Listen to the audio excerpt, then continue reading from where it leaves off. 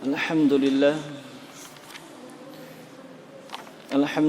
Rabbil Alamin.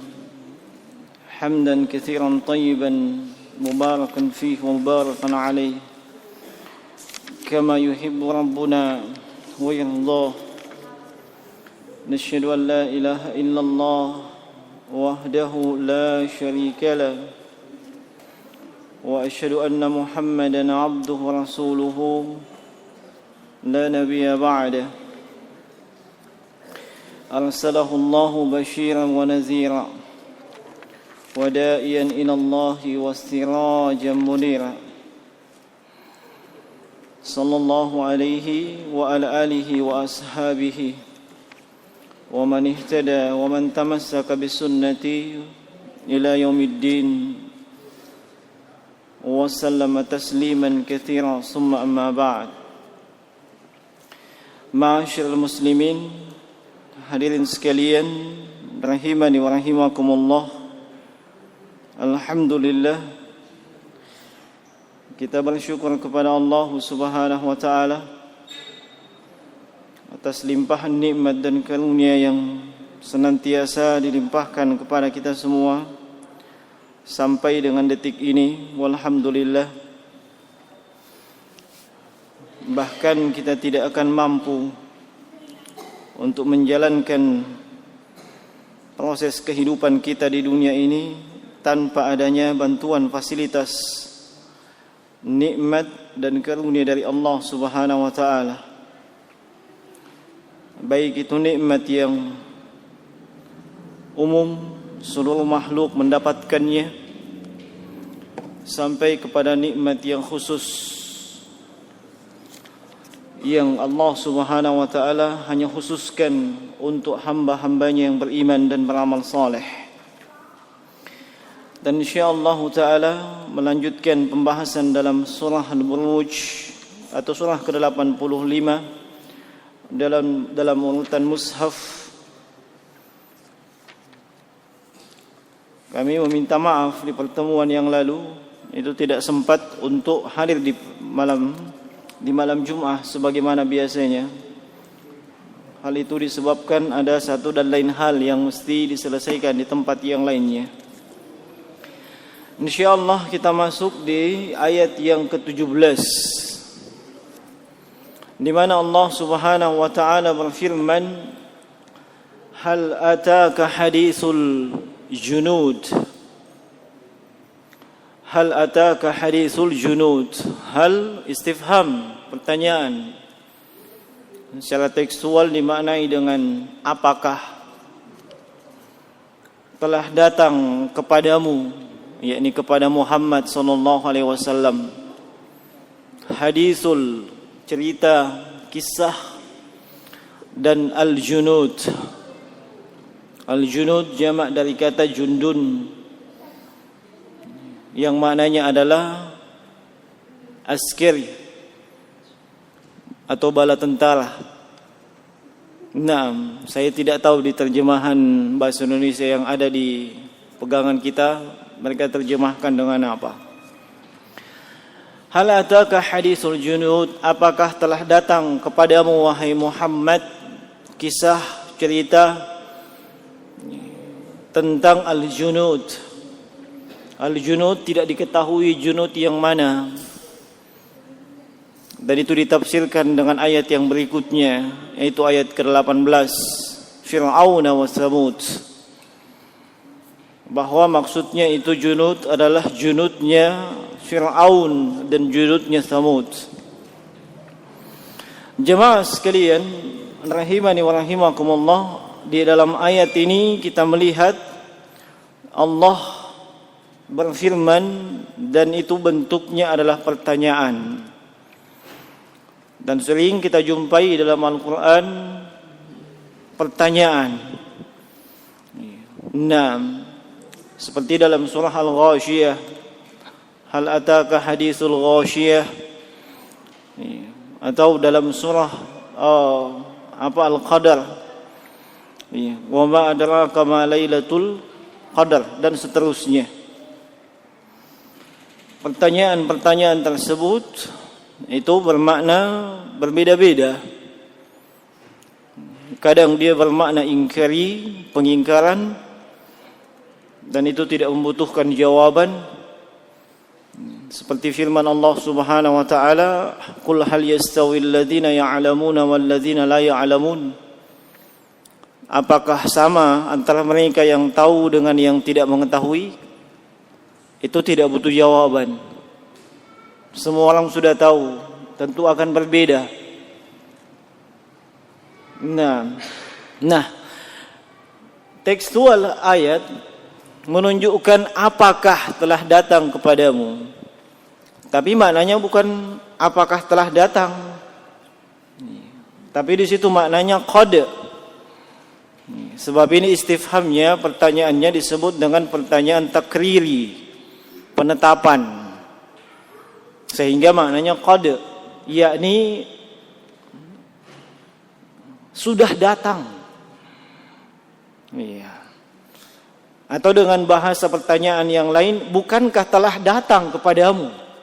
Bukan maksudnya, iya, Nabi belum mendapatkannya, belum tahu, bukan.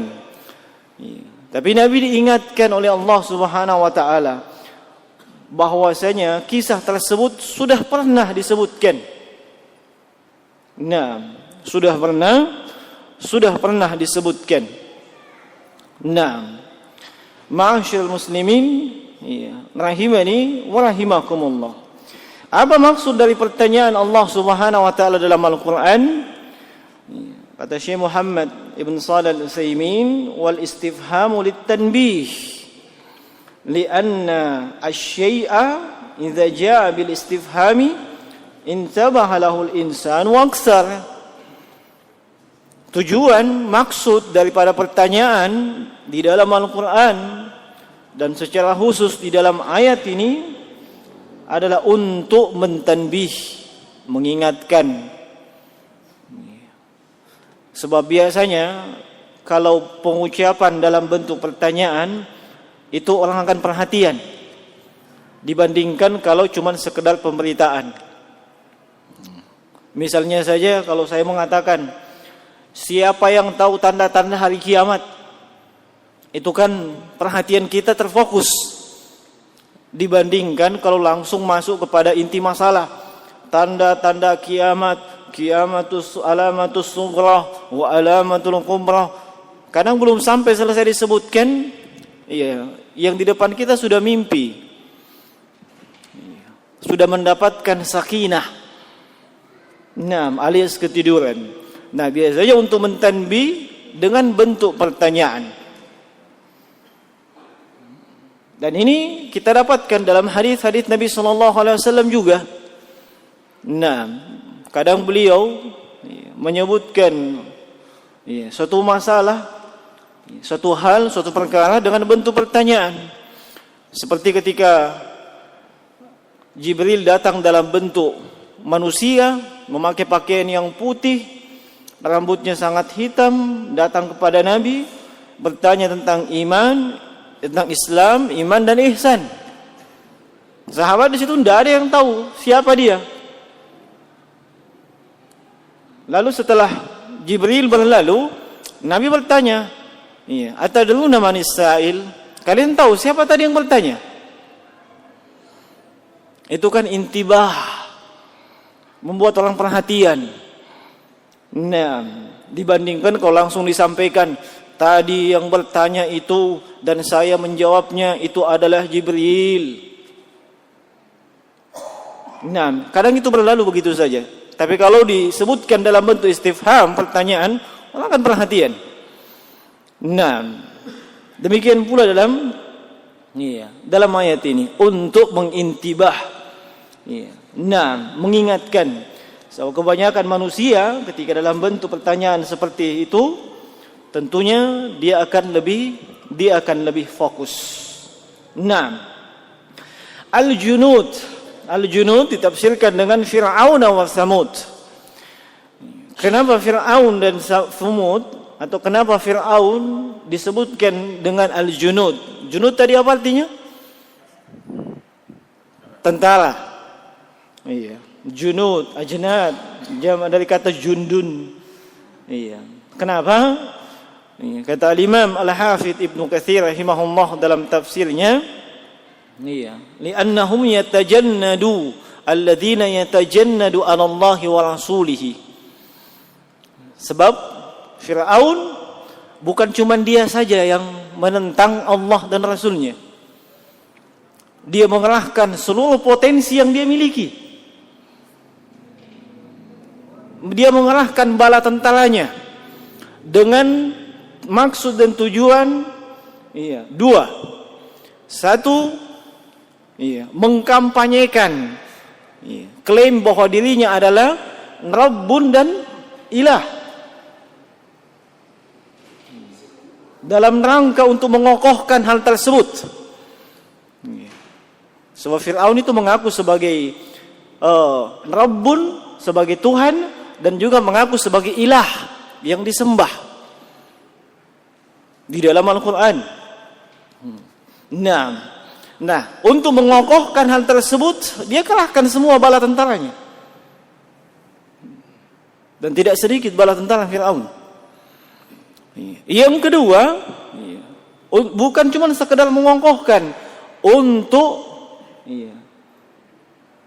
membantai siapa saja yang menentang kampanye dirinya. Siapa saja yang menentang, baik bentuknya ucapan, pemikiran, ataupun tindakan, menentang bahwa Fir'aun itu Rabbun, Tuhan, Fir'aun itu adalah ilahun, itu yang diberangus oleh bala tentara Fir'aun. Makanya kisahnya masyhur ya dalam Al-Quran. Nah, dia mengerahkan seluruh tentara yang dia miliki, alladzina yatajannadu bi'ada'illahi wa rasulihi, untuk menentang Allah Subhanahu wa taala dan rasulnya. Ma'asyiral muslimin rahimani wa rahimakumullah. Kemudian kaum Samud. Siapa ini kaum Samud? Ini sudah pernah kita sebutkan di tafsir ayat surah apa itu? Surah apa itu tentang kaum Samud? Surah Al-Fajr. Bagaimana ayatnya?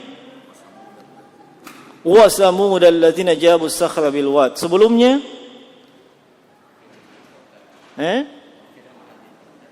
sebelumnya Naam. Ada ingat ayat-ayat sebelumnya itu? Irama zatil imad alladzi lam yukhlaq mithluha fil bilad wa samud alladzina jabu as-sakhra bil wad wa fir'auna dzil autad. Samud, Fir'aun. Nah, apa kelebihannya kaum Samud? Iya, betul. Mendirikan bangunan dengan membelah gunung dan seterusnya. Kalau mau lihat, wallahu alam, kalau mau lihat hasil karya seninya mereka, yang mau jalan-jalan ke Hijaz, ke bagian utara Saudi, ada kerajaan Yordania di sana. Ada disebut dengan lembah Petra. Konon di situ itu gunung-gunung itu kayak istana, dipahat sedemikian rupa. Kalau mau jalan-jalan ya. Nah konon itulah hasil buatan kaum Samud. Yang manusia modern tidak bisa berbuat seperti itu. Itu gunung yang dimodifikasi. Bukan bahan bangunan yang didirikan, gunung yang dimodifikasi. Nah, sampai mereka mengklaim man asyaddu minna quwwah, siapa yang punya kehebatan, skill yang lebih hebat dari kami. Nah, hasilnya apa? Mereka diterpa badai 7 hari 7 malam. Iya kan? Hari ke-7 mereka berkumpul, ada awan yang gelap, dianggapnya itu sudah hujan yang akan menurunkan rahmat. Ternyata itu yang akan meluluhlantakkan seluruh mereka. Nah, itulah kaum Samud, kaumnya Nabi Saleh. Pertanyaannya jemaah sekalian, kenapa Allah sebutkan dan khususkan 2 kaum ini? Bukankah kaum-kaum yang lainnya ada yang mereka juga diberangus? Kenapa Fir'aun dengan Samud? Kan itu. Kenapa bukan kaum Ad? Iya kan? Nah, Kalau jawaban yang saya ketahui, sebagaimana disebutkan oleh Imam Al-Qurtubi dalam tafsirnya, bahwa Allah mengkhususkan dua, Fir'aun dengan Samud. Sebab Fir'aun, itu kisahnya sangat masyhur di kalangan Bani Israel. Fir'aun kisahnya sangat masyhur di kalangan Bani Israel. Dan ini ayat sebelum Nabi SAW akan berangkat ke Madinah. Dan di Madinah mereka akan bertemu dengan anak cucu Bani Israel, yaitu kaum Yahudi dengan Nasrani. Dan mereka sangat tahu itu kisahnya Fir'aun. Isti'dadan lahum, kata Syekh Utsaimin di sini, untuk mempersiapkan hujjah bagi mereka. Terutama kisahnya Fir'aun, kaum yang menentang Allah dan Rasulnya. Adapun kaum Samud, bangsa Arab jahiliyah tahu betul kisahnya itu. Bangsa Arab jahiliyah tahu betul itu kisahnya bagaimana kaum Samud. Masyhur di kalangan mereka. Dan posisi Nabi ketika itu di Makkah. Itu sebagai bekal untuk berdakwah. Bagaimana kaum yang terdahulu yang kalian tahu kisahnya itu dihancurkan oleh Allah Subhanahu wa taala dengan penyebab menentang Allah dan Rasulnya. Demikian yang disebutkan oleh Imam Al-Qurtubi rahimahullahu taala. Nah, ini mengisyaratkan kepada kita jemaah sekalian bahwasanya di antara kandungan Al-Qur'an adalah kisah. Di dalam Al-Qur'an itu isinya salah satu komponen penting adalah kisah. Dan kisah dalam Al-Qur'an itu terbagi 3. Satu, kisah terkait dengan Nabi dan Rasul, dan kaumnya. Yang kedua, kisah terkait dengan pribadi tertentu dan juga kelompok umat tertentu, seperti Fir'aun, Luqmanul Hakim, Maryam, Asiyah. Itu kisahnya ada dalam Al-Quran. Atau kelompok tertentu, Ashabul Fil, Ashabul Kahfi, Ashabul Junud. Ashabul Ukhdud, sahih dalam surah Al-Hud juga. Atau yang ketiga, mereka yang menentang Rasulullah sallallahu alaihi wasallam dari kalangan Abu dan teman-temannya. Abu Jahal, Abu Lahab dan yang lain-lainnya. Itu 3 komponen pokok dalam Al-Quran, 3 kisah. Kisah tersebut tidak akan keluar dari 3 hal ini. Kemudian apa gunanya kisah itu? Untuk apa? Tolong dipahami jemaah sekalian, kisah dalam Al-Quran itu bukan dongeng. Itu bukan dongeng, tapi dia adalah kisah yang paling sahih, paling benar. Allah Subhanahu wa taala berfirman dalam surah An-Nisa, "Wa man asdaqu minallahi haditha." Siapakah yang paling benar ceritanya, kisahnya daripada apa yang disebutkan oleh Allah Subhanahu wa taala. Dan kisah dalam Al-Quran adalah kisah yang terbaik. Allah sebutkan dalam surah Yusuf. Kalau tidak salah ayat yang ketiga, "Nahnu naqussu 'alaika ahsanal qasasi." Kami beritakan kepada kalian kisah yang paling ahsan, paling terbaik. Dan Allah juga menyebutkan bahwasanya kisah tersebut kita bisa mengambil pelajaran. Kita bisa mengambil hikmah.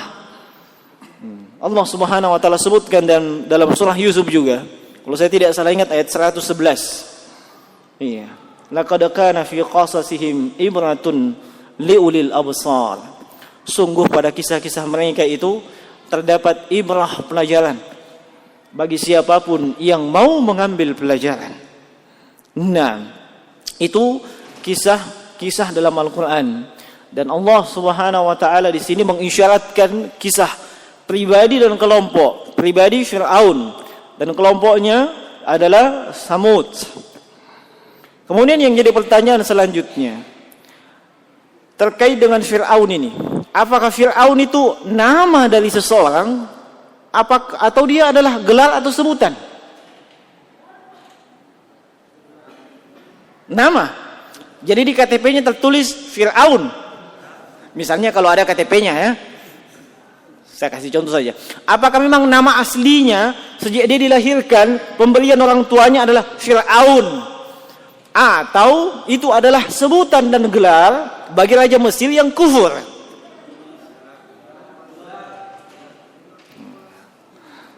Wajar. Iya. Kalian sendiri khilaf. Berbeda. Para ulama juga berbeda. Nah Syekh Utsaimin di sini mengisyaratkan. Beliau mengatakan wahal huwa alamun syakhsun yusamma bi ismi fir'aun am wasfun likulli man malaka Misr wa huwa kafir. Apakah dia adalah nama dari nama aslinya memang Fir'aun atau itu adalah nama pensifatan atau gelar bagi siapapun yang duduk bertahta di Mesir menjadi raja dan dia kafir kepada Allah dan Rasulnya. Kata beliau, minal ulama man qala innahu alamun syakhsun ay annahu alladhi arsala ilaihi Musa alaihi salatu wassalam wa huwa Fir'aun wa hadha ismuhu. Di antara para ulama itu menegaskan itu nama aslinya. Jadi kalau mau diurutkan Fir'aun bin fulan bin fulan, cuman saya tidak tahu siapa binnya. Itu di antara ulama menegaskan seperti itu.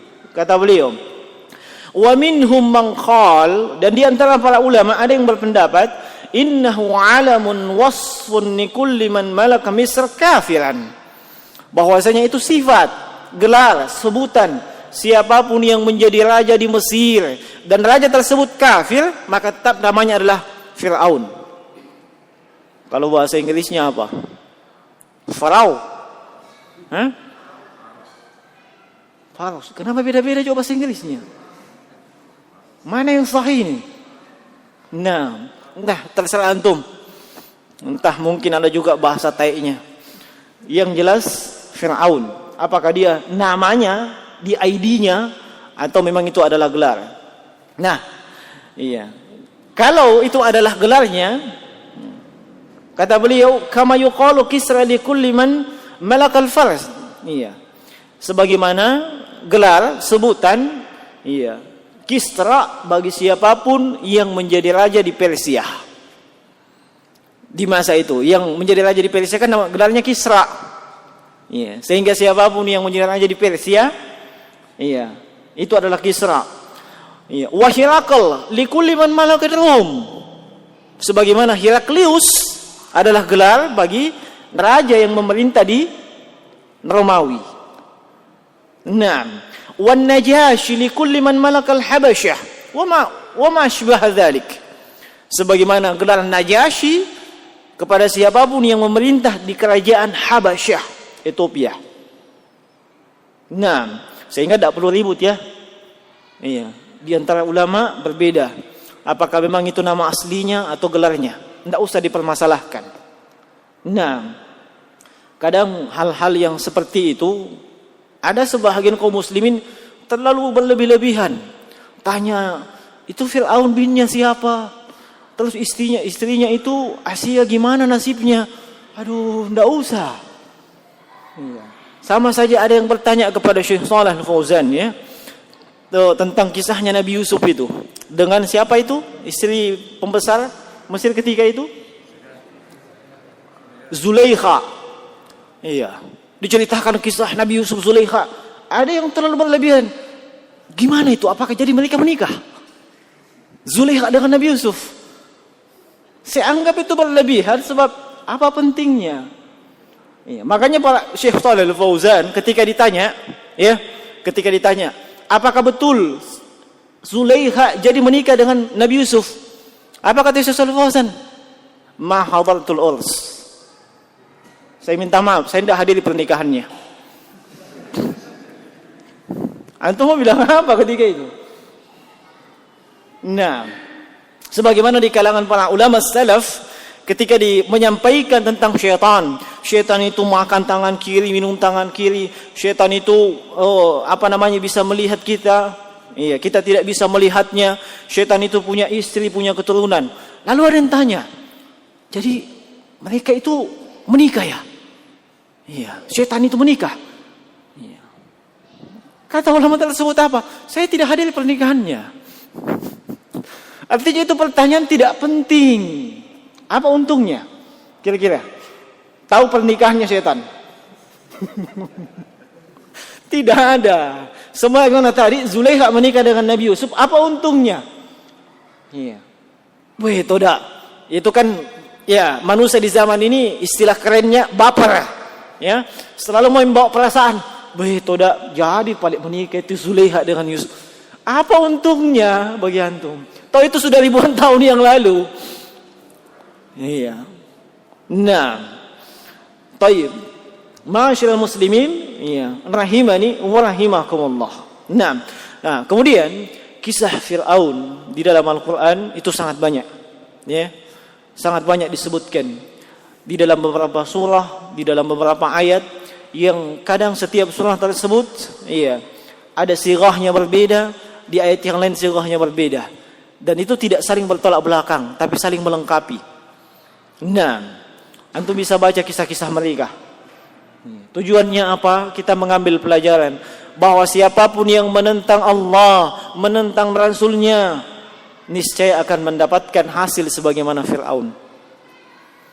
Siapapun kaum yang merasa dirinya hebat, merasa punya skill yang mumpuni, merasa punya prestasi, tidak mengembalikan nikmat kepada Allah, bisa jadi nasibnya sama dengan kaum Samud. Nah, baik. Pelajaran yang bisa kita petik dari ayat ini atau dua ayat ini. Hal ataka hadisul junud Fir'aun wa Samud. Satu, iya, bolehnya menyebutkan nama atau individu tatkala melakukan amar ma'ruf nahi munkar. Allah dengan tegas menyebutkan Fir'aun namanya. Iya toh? Iya, tidak disebutkan bahwasanya diharamkan yang namanya menentang Allah, diharamkan namanya menentang Rasul. Tidak, itu kan perbuatannya. Tapi di sini disebutkan apa? Langsung Fir'aun. Itu menunjukkan boleh, ya. Boleh ketika seseorang berdakwah menyampaikan sesuatu, iya. Ketika ia hendak mengingkari sebuah kemungkaran, boleh disebutkan nama pelaku kemungkaran tersebut. Iya, kalau memang dia anggap itu ada maslahat. Sebentar, ada nanti itu. Nah, kalau dianggap itu ada maslahatnya. Iya. Tapi dilihat kalau nampak bahwasanya maslahatnya kecil, mudaratnya jauh lebih besar. Iya, maka sebaiknya jangan sebutkan nama. Sebutkan saja dosa dan kejahatannya. Iya, painum ballo itu dosa besar. Enggak usah sebutkan namanya. Ya. Seperti yang diceritakan Ustaz kemarin itu di Jeneponto sana. Ya. Nah, kalau saya tidak salah ingat, dia khutbah di masjid yang yang dibangun dari hasil ballo. Terus dia ceramah masalah ballo itu haram, ballo itu dosa besar, ballo begini. Sudah. Enggak pulang. Nah, lihat. Iya. Sudah betul yang mau disampaikan. Iya, cuma ada namanya ta'anni, palang-palang ko nak mangkasal ka. Iya. Nah, boleh saja. Iya. Dan para ulama, iya, mereka ketika mengingkari kemungkaran, kalau melihat pelakunya itu masih ada harapan dinasihati. Iya, masih ada harapan untuk diingatkan, jangan sebut namanya. Tapi kalau pelakunya seperti modelnya Fir'aun, iya, bukan cuma dia mengaku pada dirinya ana rabbukumul a'la, tapi dia memproklamirkan, dia mengkampanyekan. Iya, dia mengkampanyekan. Betul-betul kejahatan dan dosanya menyebar kemana-mana. Iya, maka bentuk nasihat kepada umat, sebutkan namanya. Iya, sebutkan namanya. Nah, ini pelajaran pertama. Iya, tinggal kita lihat maslahat dan mudaratnya. Pelajaran yang kedua, bukan bentuk ghibah tatkala menyebutkan kejelekan seseorang dengan tujuan tertentu. Ya, itu bukan ghibah. Kalau ghibah secara umum kan Nabi sebutkan apa? Zikruka akhaka wa huwa yakrah. Kau menyebut apa yang terdapat pada diri saudaramu yang kalau saudaramu tahu itu disebutkan, oh dia sangat tidak suka. Iya. Kadang orang salah paham itu masalah ghibah. Yang saya sebutkan itu fakta, kenyataan. Justru kalau kenyataan dan fakta itu ghibah. Kalau bukan kenyataan dan fakta itu bohong alias dusta. Orang salah paham itu biasa. Weh, saya sebutkan itu fakta, bukan ghibah. Astagfirullah. Justru faktanya itu kamu ghibah. Apa indikatornya? Dia tidak suka itu disebutkan. Dia tidak suka. Iya. Contoh kecil saja. Si fulan itu, aduh, ya pesek. Kalau dia dengar dia tidak suka itu. Kapan disebutkan orang lain itu ghibah? Nah, itu hukum umum ghibah, haram. Iya. Nah, Allah mengibaratkan sebagaimana bangkai seseorang memakan bangkai saudara dalam surah apa itu? Al-Hujurat. Ayuhibbu ahadukum ayyakula lahma akhihi maitan fakarihtumu. Iya. Dan kata Imam Al-Qurtubi, kenapa diibaratkan sebagai bangkai? Sebab bangkai tersebut tidak bisa membela dirinya, sudah mati. Dan itu juga menggambarkan betapa jijiknya dosa ghibah. Tapi ternyata ghibah ada sesuatu yang kalau dilihat dari sisi tekstual dianggap ghibah, tapi itu bukan ghibah. Seperti menceritakan, hati-hati kok itu Fir'aun dulu begini. Itu bukan ghibah. Tujuannya apa? Memperingatkan umat bahaya dari yang namanya Fir'aun atau perbuatannya. Itu tidak ada masalah. Iya. Tujuan yang lain yang juga diperbolehkan, meminta solusi dan fatwa. Meminta solusi dan fatwa. Itu boleh juga, tidak apa-apa. Itu kisahnya masyhur ya. Kisahnya siapa? Hindun bintu Utbah, istrinya Abu Sufyan. Tahu kisahnya? Hindun bintu Utbah datang ke Iya. Inna Abu Sufyan rajulun syahi. Itu Abu Sufyan suaminya. Kan ghibah itu. Kalau kita lihat kacamatanya, ghibah ini. Masa kau menceritakan ke Rasulullah aibnya suamimu? Iya. Nah, inna Abu Sufyan rajulun syahi la yu'tini ma yakfini wa waladi. Dia tidak pernah kasih saya nafkah yang mencukupi. Selalu dibawanya garis pas-pasan. Kalau pas-pasan bagus, pas mau makan pas ada. Selalu tidak pas. Baik untuk saya maupun untuk anak-anakku. Nah, ini datang istrinya kepada Rasulullah bukan untuk ghibah, mau cari solusi dan fatwa. Apa sih solusinya?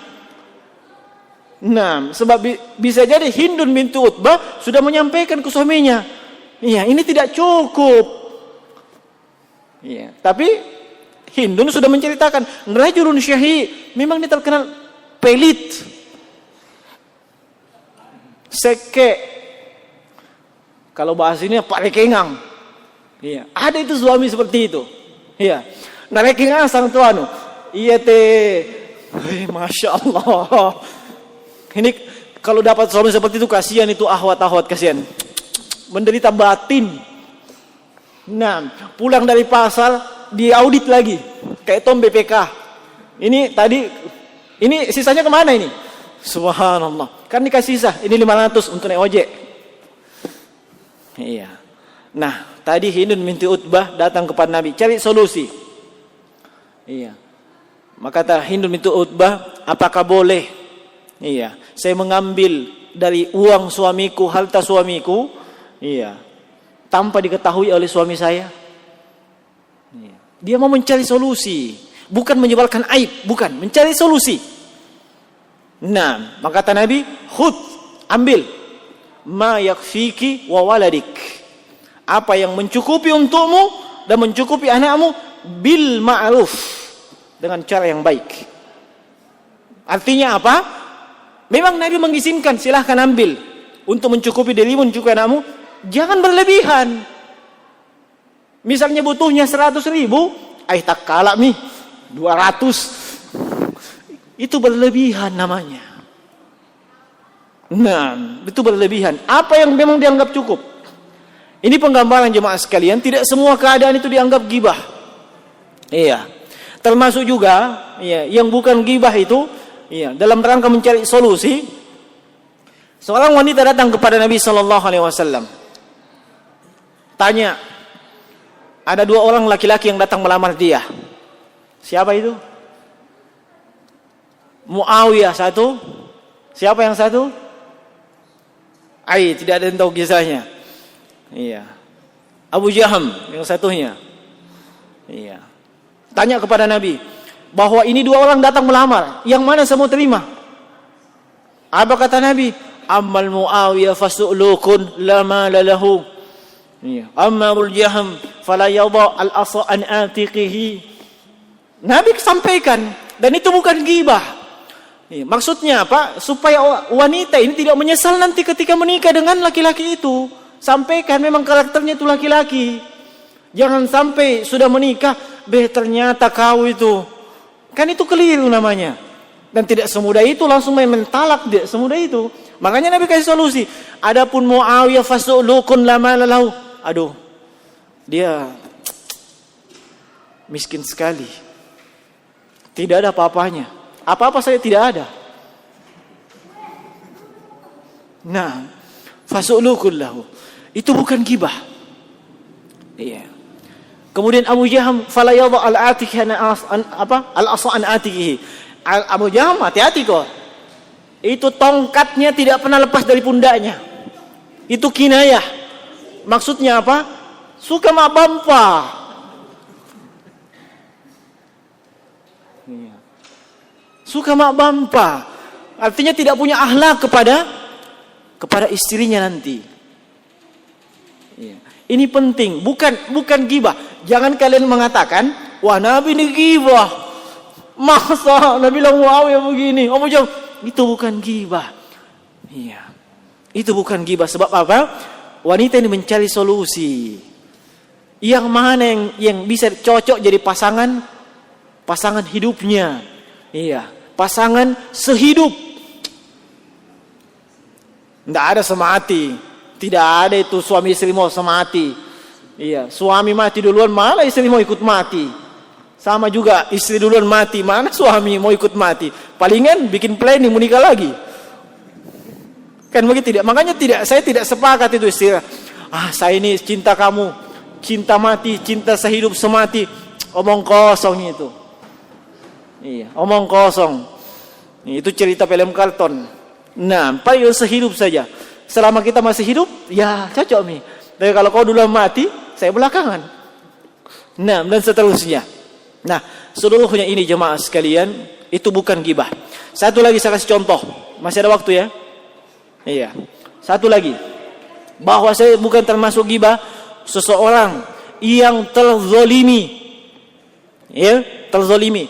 Dan dia mengadukan hal tersebut kepada orang yang memang layak untuk diadukan kepadanya masalah. Seperti misalnya hakim, polisi. Hakim dan polisi saja. Tidak masuk itu Satpol PP. Tidak masuk juga TNI. Sebab yang menegakkan hukum itu kan mulai dari polisi, kejaksaan kan begitu. Lain tuh. Misalnya dizolimi. Si fulan telah mengambil kendaraan saya. Dia telah mencurinya. Apa buktinya? Ada CCTV. Mukanya dengan jelas terpampang di CCTV. Dan dengan pede diambil itu motor. Begitu dikomplain, dia tidak mau mengaku. Dan tidak mau mengembalikan. Itu kan kezaliman. Kezaliman ini tidak boleh diceritakan kepada sembarang orang. Asal setiap orang ketemui, itu atau begini. Itu ghibah. Cari orang yang bisa kasih solusi. Siapa? Polisi. Setelah itu siapa? Hakim sana. Untuk dihukum dia. Dicarikan jalan keluar. Itu bukan ghibah. Tapi jangan ditambah-tambahi. Cukup yang kezalimannya saja. Dia mencuri motor saya. Itu saja. Tidak usah tambah-tambahi. Itu juga itu. Aliran sesat apa begitu. Tidak usah ditambah-tambahi. Nah, kadang kan kita sedemikian emosinya sering menambah. Itu sudah keluar dari koridor syariat. Sesuai, Anda dizalimi sekali, balas sekali. kalau memang mau dibalas. Kecuali kalau mau bersabar. Biar nih motor ji lagi, enggak apa-apa ji. Nah, itu lain ceritanya. Iya. Dicuri, enggak apa-apa. Itu lain ceritanya. Tapi kalau mau keadilan, jangan ceritakan pada sembarang manusia, pada orang yang bisa kasih solusi. Itu bukan ghibah. Termasuk menceritakan Fir'aun di sini ya. Fir'aun dan Samud. Itu sudah mati itu. Itu Fir'aun begini, Samud begini. Bukan ghibah itu. Supaya kita mendapatkan pelajaran bahwa siapapun yang mengikuti jejak Fir'aun dan mengikuti jejak kaum Samud, waspada kau. Kau akan dapatkan sebagaimana yang didapatkan oleh mereka. Baik. Habis waktu? Ada pertanyaan?